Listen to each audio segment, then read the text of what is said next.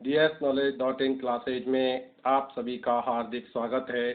आज हम पढ़ेंगे मुख्य विषयों के जनकों के बारे में कि किस विषय का कौन जनक है और कब उसका जन्म हुआ। हम विज्ञान पढ़ते हैं परंतु हमें ये पता नहीं होता कि विज्ञान का पिता किसे कहा जाता है। तो विज्ञान का पिता गैलीलियो गैलीली को कहा जाता है। इनका जन्म 15 फरवरी 1564 में हुआ और इनकी मृत्यु 8 जनवरी 1642 को हुई। ये इटली के रहने वाले थे और इन्होंने टेलीस्कोप की खोज की थी। इन्हें फादर ऑफ साइंस कहा जाता है क्योंकि विज्ञान के क्षेत्र में इनका बहुत महत्वपूर्ण योगदान रहा है, इसलिए इन्हें फादर ऑफ साइंस या विज्ञान का पिता कहा जाता है। विज्ञान की जो मुख्य शाखाएं हैं जिसमें हम जीव विज्ञान में हम सभी सजीवों के बारे में अध्ययन करते हैं। जीव विज्ञान का जनक अरस्तु को कहा जाता है। अरस्तु जिनका जन्म 384 ईसा पूर्व हुआ, उनकी मृत्यु 322 ईसा पूर्व, ये यूनान के रहने वाले थे। इन्होंने जीव विज्ञान के क्षेत्र में बहुत ही महत्वपूर्ण योगदान दिया। अरस्तु प्लेटो के शिष्य और सिकंदर के गुरु, जो सिकंदर महान विश्व विजेता रहे, उनके ये गुरु थे और प्लेटो के शिष्य रहे। अरस्तु को राजनीतिक विज्ञान का जनक भी कहा जाता है। तो अरस्तु जीव विज्ञान का जनक है, अरस्तु प्राणी विज्ञान का जनक कहा जाता है और अरस्तु को राजनीतिक विज्ञान का जनक कहा जाता है। इन्हें विज्ञान के साथ साथ राजनीति और समाज के बहुत अच्छा नॉलेज था और ऐसा कहा जाता है कि ये अपने समय के सबसे महान विद्वान थे जिन्हें विज्ञान और समाज और राजनीतिक विज्ञान के बारे में बहुत गहरा ज्ञान प्राप्त था।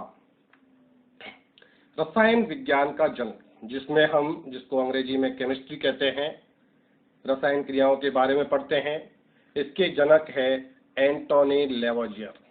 इनका जन्म 26 अगस्त 1743 को फ्रांस में हुआ। इनकी मृत्यु 8 मई 1794 में हुई।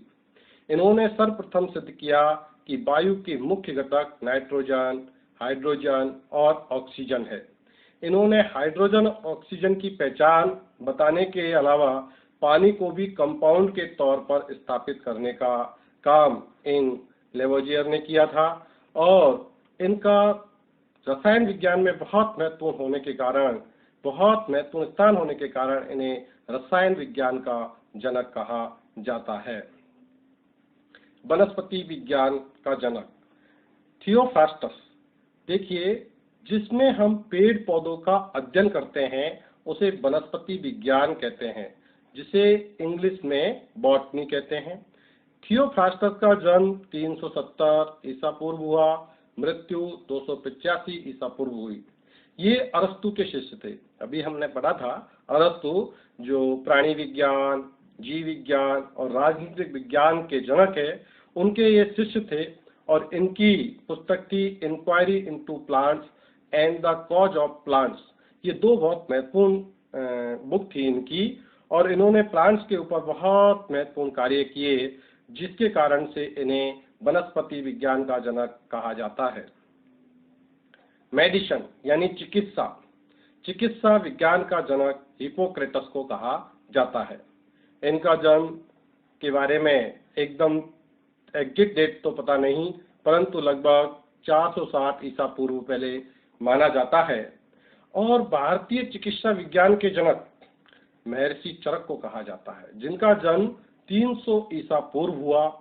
और सर्जरी का पिता सुश्रुत को कहा जाता है, जिनका जन्म 600 ईसा पूर्व काशी में हुआ था। और हिप्पोक्रेटस ने कहा था, our food should be our medicine. जो हमारा भोजन है वही हमारी दवा है।